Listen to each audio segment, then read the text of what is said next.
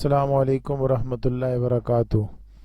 جی screen آج ہم حاضر ہیں لیکچر نمبر 30 کے ساتھ، سورۃ البقرہ رکوع نمبر 5۔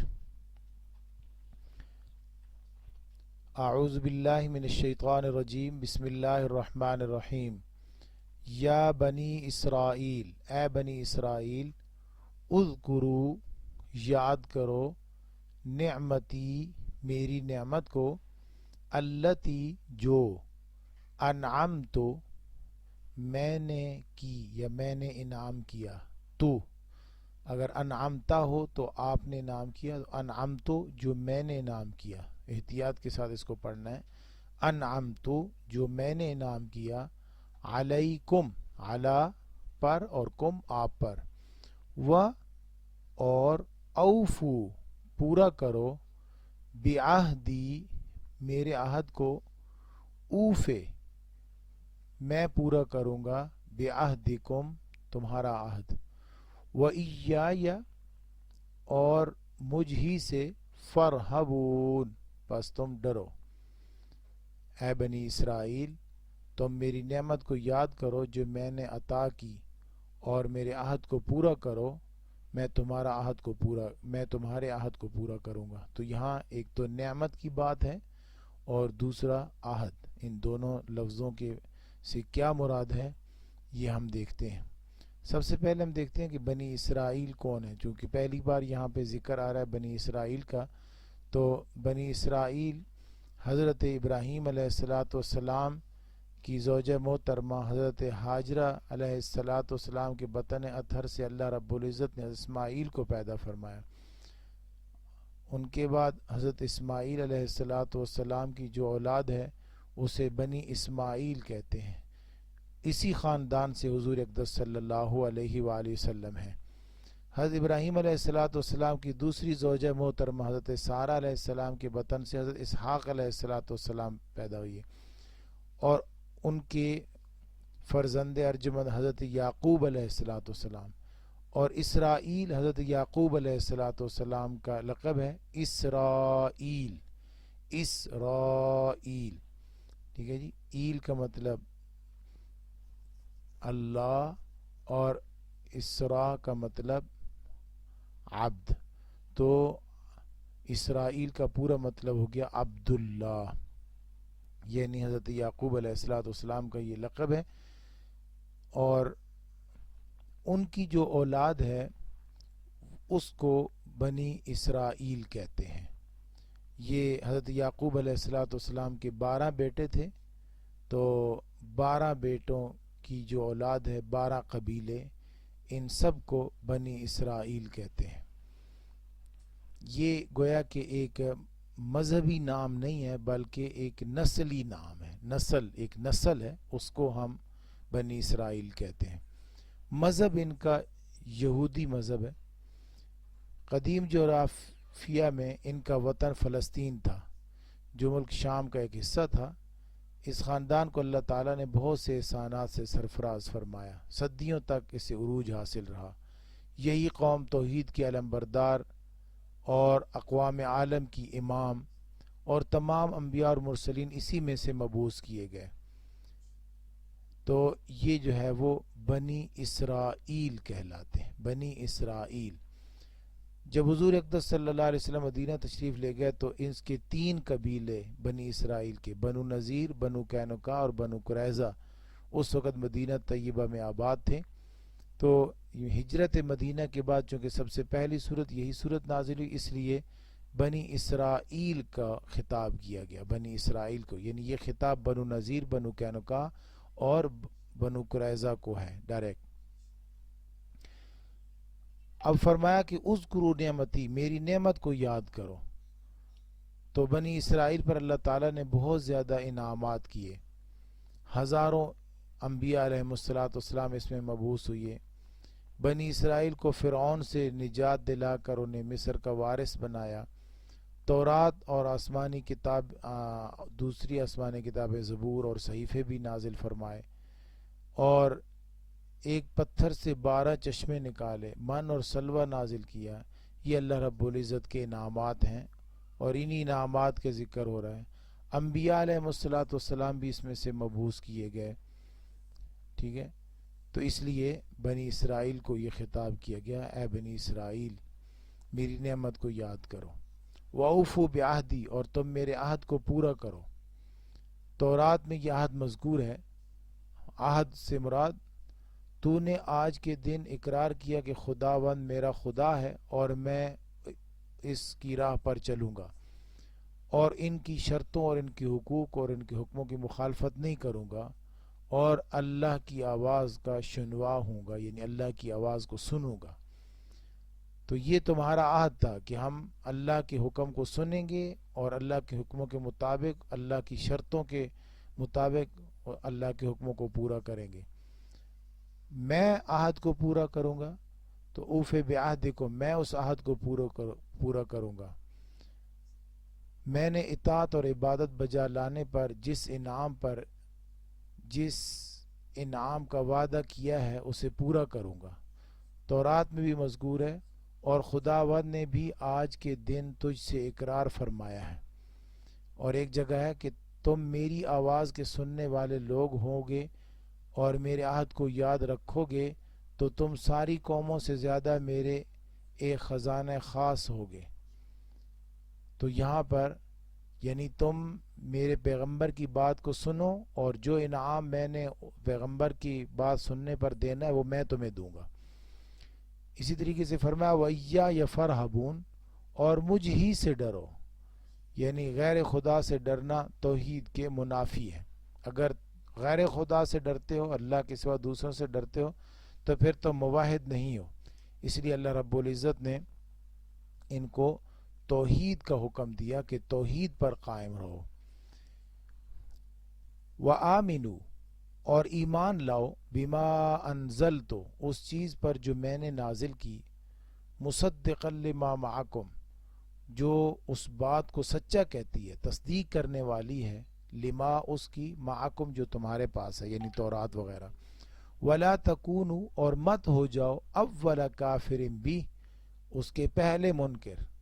ولا تشترو، اور نہ خریدو، بآیاتی، میری آیات کو، ثمناً، قیمتاً، قلیلا، تھوڑی قیمت میں نہ خریدو. وإیایا فاتقون، اور مجھ ہی سے ڈرو. وإیایا فاتقون، اور مجھ ہی سے ڈرو. اس آیت مبارکہ میں بھی اللہ رب العزت بنی اسرائیل کو ہی خطاب فرما رہے ہیں اور انہیں حکم دے رہے ہیں کہ میں نے قرآن مجید اتارا ہے اور تمہارا میرے ساتھ وعدہ ہے کہ جب ہم کتاب سنیں گے آپ کی، اس پر عمل کریں گے، تو اس پر کتاب پر، قرآن پر عمل کرو. اور قرآن بھی وہ کتاب ہے جو تمہارے پاس کتاب ہے، یعنی تورات، زبور، انجیل وغیرہ. قرآن کہتا ہے کہ وہ سچی کتابیں تھیں. ولا تکونوا اول کافر، اول کافر سے کیا مراد ہے؟ بنی اسرائیل سے یہ کہا جا رہا ہے کہ قرآن مجید کی دیدہ دانستہ تکذیب کر کے تم پہلے کافر مت بنو، تاکہ قیامت تک منکرین کا وبال تمہاری گردن پر نہ ہو. اگرچہ 13 سال حضور صلی اللہ علیہ وسلم نے مکہ مکرمہ میں گزارے اور مکہ مکرمہ کے جو مشرک تھے وہ بھی قرآن کو نہیں مانتے تھے، اور اب 13 سال کے بعد یہودیوں کو یہ کہا جا رہا ہے کہ تم اول کافر نہ بنو. تو اصل بات یہ ہے کہ قرآن مجید کو آسمانی کتاب ماننا ہے، اور اس سے پہلے یہودی تو تورات، زبور اور انجیل کو، چلو انجیل کو نہیں لیکن تورات، زبور کو تو آسمانی کتاب مانتے تھے نا. مشرکین مکہ تو کسی چیز کو بھی، کسی کتاب کو بھی آسمانی کتاب نہیں مانتے تھے. لہٰذا اس لیے انہیں کہا جا رہا ہے کہ تم پہلے منکر ہو جاؤ گے. ثمناً قلیلا، تھوڑا مول. اگر قرآن مجید کی تعلیمات کو ٹھکرا دیں اور ذاتی مفادات کو سامنے رکھیں، ذاتی فوائد کو سامنے رکھیں، اور قرآن مجید کو ٹھکرانے کی وجہ یہ ہو کہ فلاں ناراض ہو جائے گا، فلاں ناخوش ہو جائے گا، یا فلاں فائدہ نہیں ملے گا، تو یہ معمولی معاوضہ ہے قرآن مجید کو ٹھکرا کر. اس لیے اللہ رب العزت فرما رہے ہیں کہ اس طرح کی حرکتیں نہ کرو۔ اگلی آیت مبارکہ میں اللہ رب العزت فرماتے ہیں کہ ولا تلبسو، ولا اور مت، تلبسو التباس کرو، ملاؤ، مکس کرو، الحق بالباطل، حق کو باطل کے ساتھ، وتکتم الحق اور تم حق کو چھپاتے ہو، وانتم تعلمون اور آپ جانتے بھی ہو۔ اور حق کو باطل کے ساتھ مکس مت کرو، اور حق کو چھپاؤ مت جان بوجھ کر، جان بوجھ کر، جانتے بوجھتے ہوئے حق کو مت چھپاؤ۔ لفظ کے معنی ہے کسی چیز کو چھپا لینا، نامکمل بات کہنا، مطلب کچھ ہو اور بتایا کچھ اور جائے، یا جھوٹ کو لفظی اور ظاہری سچائی کا رنگ دینا۔ وَتَكْتُمُ الْحَقَّ اور آپ حق کو چھپاتے ہو۔ یہاں قرآن مجید سے پہلے جو کتابیں ہیں ان کتابوں کے معانی بدل کے بتاتے ہو، یا دینی مسائل کو چھپاتے ہو، یعنی جس میں اللہ تعالیٰ نے یہ فرمایا تھا کہ میں آخری نبی کو بھیجوں گا، تو آخری نبی کی جو نام اور نشانیاں ہیں ان کو ظاہر کرو، لوگوں کو بتاؤ کہ آخری نبی کی جو نشانی ہے وہ محمد الرسول اللہ صلی اللہ علیہ وسلم میں پوری پائی جا رہی ہے، اور اس حق کو چھپاؤ نہیں۔ اگلی آیت مبارکہ میں اللہ رب العزت فرماتے ہیں وَأَقِيمُوا الصَّلَاةَ اور نماز قائم کرو، وَآتُوا الزَّكَاةَ اور زکوٰۃ دو، وَارْكَعُوا مَعَ الرَّاكِعِينَ اور رکوع کرو رکوع کرنے والوں کے ساتھ، اور نماز قائم کرو اور زکوٰۃ ادا کرو اور رکوع کرنے والوں کے ساتھ رکوع کرو۔ اس آیت مبارکہ میں اللہ رب العزت یہود کو نماز قائم کرنے کا حکم دے رہے، وَأَقِيمُوا الصَّلَاةَ، اس لیے کہ اس سے پہلے وَآمِنُوا بنی اسرائیل کو ایمان لانے کا حکم دے چکے ہیں، اس لیے ایمان کے فوراً بعد اسلام کے ارکان اسلام کی پابندی کی تاکید کی جا رہی ہے، اور اس میں نماز اور زکوٰۃ سب سے پہلے احکام ہے، اس لیے وَأَقِيمُوا الصَّلَاةَ اور دوسرا وَآتُوا الزَّكَاةَ، جی ایک بدنی عبادت ہے اور جو ہے وہ زکوٰۃ مالی عبادت ہے، اس لیے اللہ رب العزت نے فرمایا ہے کہ نماز قائم کرو اور زکوٰۃ ادا کرو۔ نماز کے اور زکوٰۃ کے احکام اس لیے دیے کہ نماز سے بندے کی میں ختم ہوتی ہے، جو عہدہ حاصل کرنے کا طلبگار ہوتا ہے تو یہ بیماری دور ہوتی ہے، اور زکوٰۃ ادا کرنے سے جو مال کے ساتھ محبت ہوتی ہے اس سے شفا ملتی ہے۔ پھر فرمایا وَارْكَعُوا مَعَ الرَّاكِعِينَ اور رکوع کرنے والوں کے ساتھ رکوع کرو۔ کچھ علماء کا خیال یہ ہے کہ یہودی جو نماز پڑھتے تھے اس میں رکوع نہیں کرتے تھے، اس لیے جو ہے وہ فرمایا گیا کہ وہ نماز پڑھو جو مسلمان بھی پڑھتے ہیں، اور اس میں یہ بھی ہے کہ با جماعت نماز کا حکم دیا گیا، یعنی رکوع کرنے والوں کے ساتھ رکوع کرو۔ اگلی آیت مبارکہ میں اللہ رب العزت فرماتے ہیں کہ أَتَأْمُرُونَ النَّاسَ بِالْبِرِّ کیا تم لوگوں کو نیکی کا حکم دیتے ہو، وَتَنْسَوْنَ أَنفُسَكُمْ اور اپنے آپ کو بھلا دیتے ہو، وَأَنْتُمْ تَتْلُونَ الْكِتَابَ اور آپ کتاب بھی پڑھتے ہو، أَفَلَا تَعْقِلُونَ کیا آپ سوچتے نہیں؟ یعنی لوگوں کو نیکی کا حکم اور خود نیکیوں سے دور، کتاب پڑھتے ہو اور کتاب پڑھ کے لوگوں کو نیکی کا حکم دیتے ہو، سمجھ نہیں آتی کہ یہ کتنا غلط کام ہے کہ لوگوں کو تو نیکی کا کہیں اور خود ہی اس نیکی سے دور رہیں اور خود ہی وہ نیکی نہ کریں۔ تو دوسرے کو نیکی کا حکم دینا اور خود اس نیکی پر عمل نہ کرنا یہ بڑی بھونڈی حرکت ہے۔ اسی لیے عربوں پر یہودیوں کا علمی رعب چھایا ہوا تھا، اکثر کفار مکہ بھی دینی مسائل یہودیوں سے جا کر پوچھتے تھے، اور وہ سمجھتے تھے کہ یہ آسمانی علوم کو جانتے ہیں۔ نبی اکرم صلی اللہ علیہ وسلم کے متعلق بھی انہوں نے یہودیوں سے پوچھا۔ جب آپ صلی اللہ علیہ وسلم ہجرت فرما کر مدینہ تشریف لے گئے تو رسول اللہ صلی اللہ علیہ وسلم اور آپ کی دعوت کے بارے میں یہودیوں سے مشورہ کرنے لگے۔ علماء یہود ایسے موقع پر اس بات کا اعتراف کرتے تھے کہ آپ صلی اللہ علیہ وسلم نبی ہیں۔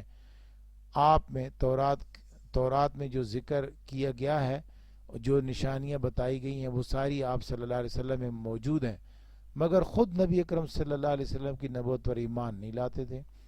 یہود کو یہ فکر دامنگیر رہتی تھی کہ اسلام لانے کے بعد ہمیں آپ صلی اللہ علیہ وسلم کے ماتحت رہنا پڑے گا، ہم وہ بڑے جو اس اعزاز میں ہیں کہ مذہبی رہنما ہے، وہ ہم سے چھن جائے گی۔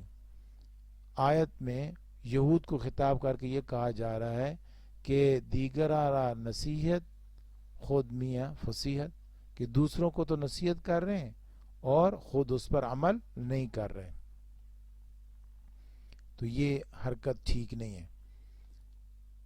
اللہ رب العزت اگلی آیت مبارکہ میں فرماتے ہیں کہ وَاسْتَعِینُوا، اور مدد مانگو، بالصبر، صبر کے ساتھ، والصلاۃ، اور نماز کے ساتھ، وَإِنَّهَا، اور بے شک یہ نماز، لَكَبِيرَةٌ، البتہ بہت بھاری ہے، إِلَّا عَلَى الْخَاشِعِينَ، مگر خشوع کرنے والوں پر، الَّذِينَ يَظُنُّونَ، وہ لوگ کہ جو گمان کرتے ہیں، أَنَّهُمْ مُلَاقُو رَبِّهِمْ، کہ بے شک وہ اللہ رب العزت سے ملنے والے ہیں، وَأَنَّهُمْ إِلَيْهِ رَاجِعُونَ، اور بے شک انہوں نے اللہ کے پاس لوٹ کر جانا ہے، ان لوگوں کے لیے نماز آسان ہے۔ اس آیت مبارکہ میں اللہ رب العزت نے یہودیوں کو یہ حکم دیا کہ اپنے آپ کو نیکی پر لانے کے لیے صبر سے کام لو اور اللہ رب العزت سے مدد مانگو نماز پڑھ کر۔ تو صبر کے لغوی معنی روکنا اور باندھنا، اور اس سے مراد ارادے کی وہ مضبوطی اور عزم کی وہ پختگی ہے جس سے ایک انسان اپنی خواہشات پر قابو پا سکے اور بیرونی مشکلات کے مقابلے میں اپنے قلب اور ضمیر کے پسند کیے ہوئے راستے پر لگاتار بڑھتا چلا جائے۔ تو جو دل میں ہے اس پر کاربند ہو جاؤ۔ علماء حضور اقدس صلی اللہ علیہ وسلم کی صداقت کو جاننے کے باوجود مال کی محبت کی وجہ سے آپ پر ایمان نہیں لاتے تھے، کہ کیونکہ یہ مال پھر ان کو نہیں ملے گا۔ ان سے کہا جا رہا ہے کہ صبر و صلات سے مدد لے کر دین اسلام کے دائرے میں داخل ہو جاؤ۔ اللہ تعالیٰ نے یہود کی دونوں بیماریوں کا علاج بتا دیا۔ صبر سے مال کی محبت دور ہو جائے گی، اور نماز سے کبر و غرور کا جذبہ ختم ہو کر تواضع اور انکساری پیدا ہو جائے گی، اور حب جاہ کا ازالہ ہو جائے گا۔ پھر فرمایا وَإِنَّهَا لَكَبِيرَةٌ، بے شک یہ نماز بہت بھاری ہے، دشوار ہے، مگر اگر کوئی شخص نماز کی پابندی اس لیے کرتا ہے کہ اسے پتہ ہے کہ مجھے اللہ کے حضور حاضر ہونا ہے اور اپنی زندگی کا جواب دینا ہے، تو پھر اس کے لیے یہ نماز دشوار نہیں ہے۔ اللہ رب ہمیں ان آیات کی روشنی میں نیکی کے راستے کو اپنانے کی توفیق عطا فرمائے۔ انشاءاللہ حاضر ہوتے ہیں پھر ایک نئی ویڈیو کے ساتھ۔ اللہ